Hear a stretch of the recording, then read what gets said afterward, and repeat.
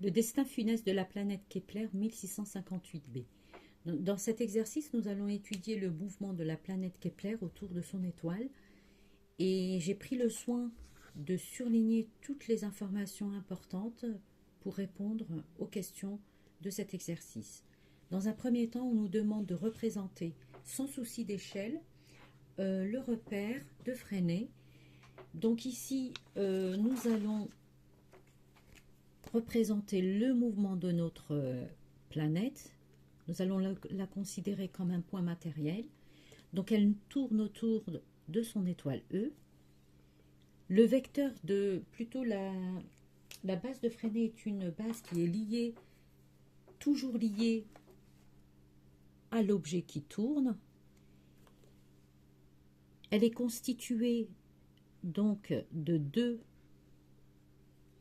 vecteurs unitaires, U tangentiel et U normal. Et cette base, c'est la base la plus adaptée. On oublie la base classique OIJK. Dans la deuxième question, on vous demande de déterminer l'expression de l'accélération de cette planète en fonction de G, de ME, ainsi que, donc là, je vais vous mettre les questions. Donc, ainsi R. Donc, R étant la distance entre P et E. La distance entre les deux centres de gravité. Donc, la deuxième loi de Newton énonce que la somme des forces extérieures appliquées sur notre planète est égale à m fois son accélération P, donc P. Nous considérons toujours, dans le cas de la base de Fresnel ou dans les mouvements circulaires, que le système est isolé. Donc la planète P ne va ressentir que l'attraction de son étoile. Elle va subir qu'une seule force.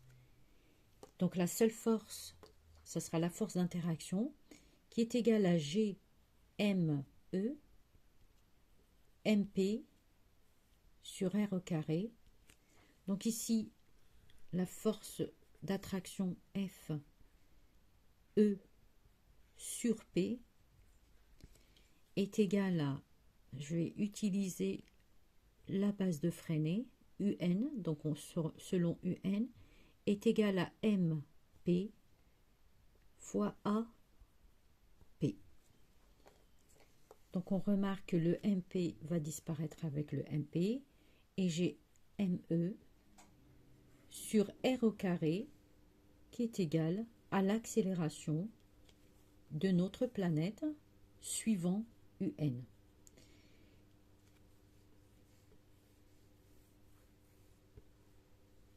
Donc ici, on sait bien que l'accélération, question numéro 3, donc on veut démontrer que notre mouvement est uniforme et circulaire. Donc on sait bien que l'accélération sera divisée en deux vecteurs, accélération AP est égale à une accélération normale plus une accélération tangentielle. Tout vecteur ici dans la base de Fresnel aura deux composantes, une suivant UN et une suivant UT. Donc j'aurai A normal suivant U normal plus A tangentiel suivant U tangentiel. Donc je remplace cette expression dans la première expression là. Donc j'ai GME sur R au carré qui est égal à suivant UN. On n'oublie pas les vecteurs. On a tendance à les oublier et c'est ce qui fait que l'élève ne comprend pas pourquoi on a un mouvement circulaire uniforme et d'où vient le AN. Donc ici, vous allez remarquer qu'on n'a pas de composante, donc on n'a pas d'équivalent ici suivant UN. Donc on peut écrire 0 fois UN. Donc là, on a une seule composante suivant U normal. Veut dire que l'accélération tangentielle est nulle. Si l'accélération tangentielle est nulle, la vitesse est nulle, car l'accélération tangentielle, elle est égale à la variation de la vitesse par rapport au temps, et c'est la norme ici. Et l'accélération normale traduit plutôt le vecteur, le sens.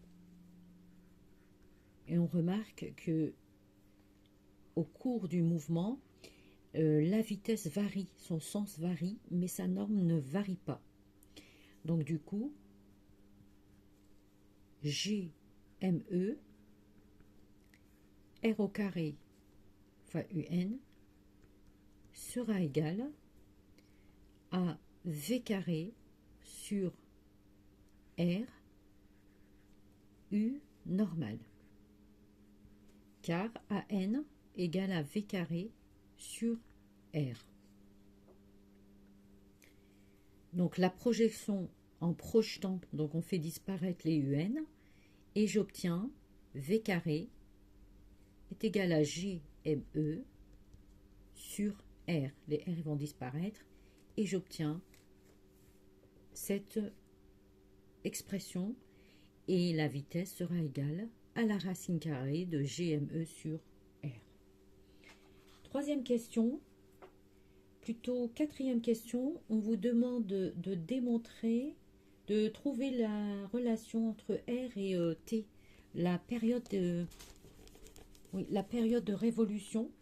Donc on sait bien que en un tour, notre planète va parcourir le périmètre du cercle. Donc elle va parcourir ce périmètre qui est égal à 2πr. Et vu que notre vitesse est constante, donc ça nous permet d'écrire d égale à v de t, car d égale à v de t n'est valable que dans les mouvements uniformes. Sinon c'est 1/2 de at carré plus vt plus la distance at égale 0. Donc L, le paramètre de notre cercle, donc la planète va parcourir cette distance qui est égale au paramètre de πr, et v fois t en une période. J'utilise l'expression de la vitesse que j'ai trouvée tout à l'heure, qui est égale à la racine carrée de GME sur R fois t. Pour libérer notre R, je vais élever au carré les deux membres de mon équation. Donc j'obtiens 4πr au carré égale GME R t carré. Je vais essayer d'isoler les R. Donc là, je le mets au numérateur et 4π au carré basculé au dénominateur. Donc j'obtiens bien R cube égale à GME 4π au carré fois t carré. Et R égale la racine cubique de toute cette expression. N'oubliez pas de mettre aussi le t carré à l'intérieur. On nous demande de calculer ce rayon et de le comparer au rayon qui nous a été donné dans l'énoncé, qui est égal à 7,25 millions de kilomètres. Donc l'application numérique, n'oubliez pas de tout convertir en secondes. Et la période, on va la convertir en secondes. Ne l'oubliez surtout pas. ME, la masse en kilogrammes.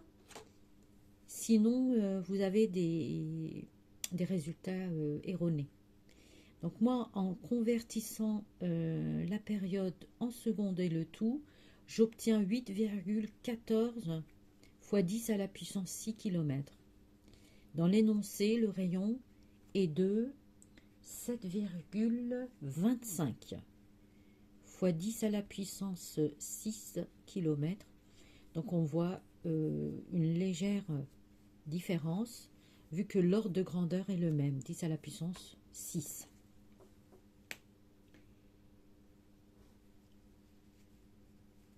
Alors, dans leur article paru en décembre 2022, une équipe d'astronomes a montré que la valeur de la période de révolution de la planète diminuait de 131 millisecondes par année terrestre. En admettant que cette diminution est invariante, au cours du temps, vérifiez qu'à chaque révolution, la période de révolution de la planète Kepler diminue de delta t égale à 1,38 millisecondes. Donc là, on va faire un petit calcul. Ça sera une petite règle de 3. Alors, donc, c'est la question numéro 6.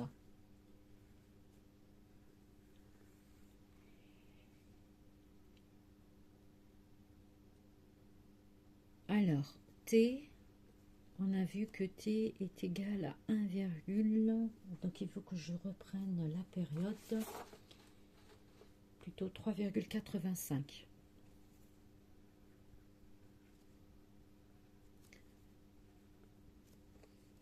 Donc, si un petit calcul, une règle de 3, donc en 365 jours, une année terrestre, notre diminution est de 131 millisecondes. Je vais convertir donc de secondes.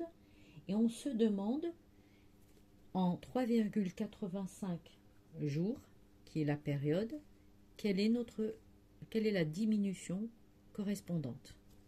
Donc, petit calcul, x sera égal à 3,85 sur fois 131 fois 10 à la puissance 3 sur 365 et on obtient 1,38 millisecondes.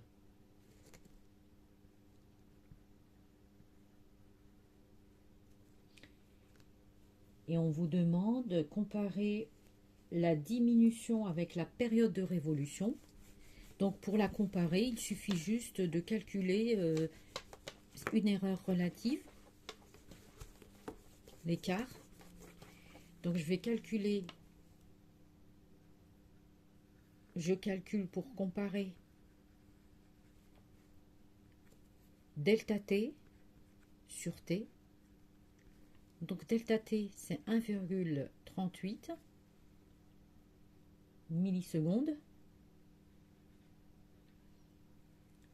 Et le t, on a 3,85 fois 24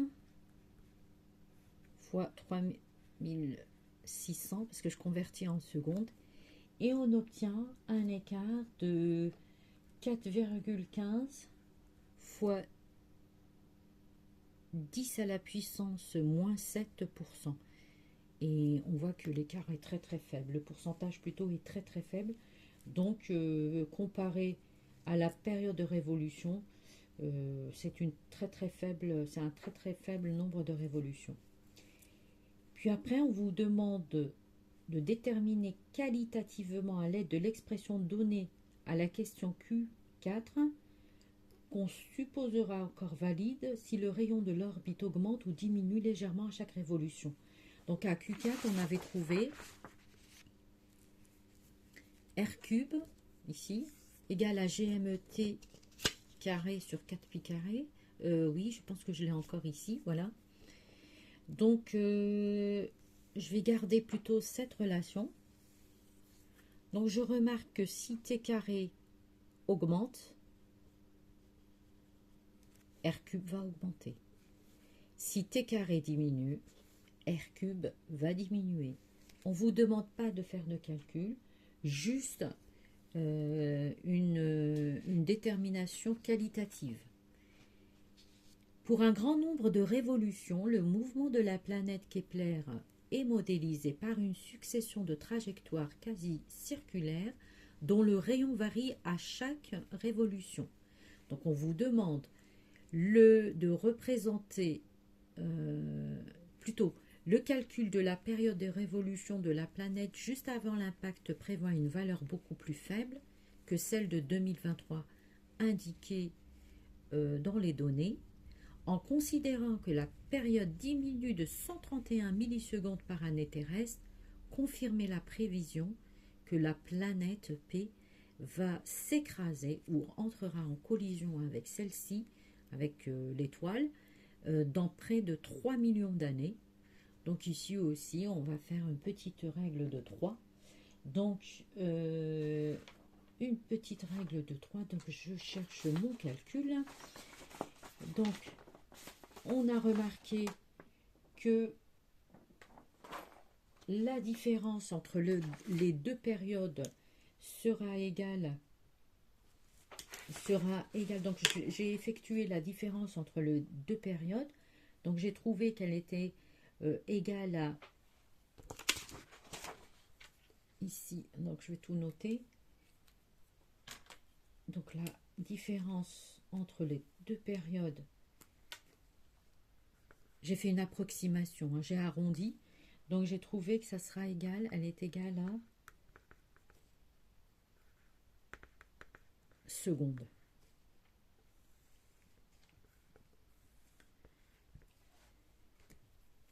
Et une année, donc en une année, on va faire un produit en croix comme tout à l'heure. En une année terrestre, la diminution est de 131 millisecondes. Et on se demande en combien d'années terrestres la variation sera de 31, 300. Moi j'ai mis pour faciliter, pour les mettre en millisecondes. Et un produit en croix nous donne le nombre d'années équivalent à 2,52 fois 10 à la puissance 6 années, ce qui correspond, bon, approximativement à 3 millions d'années.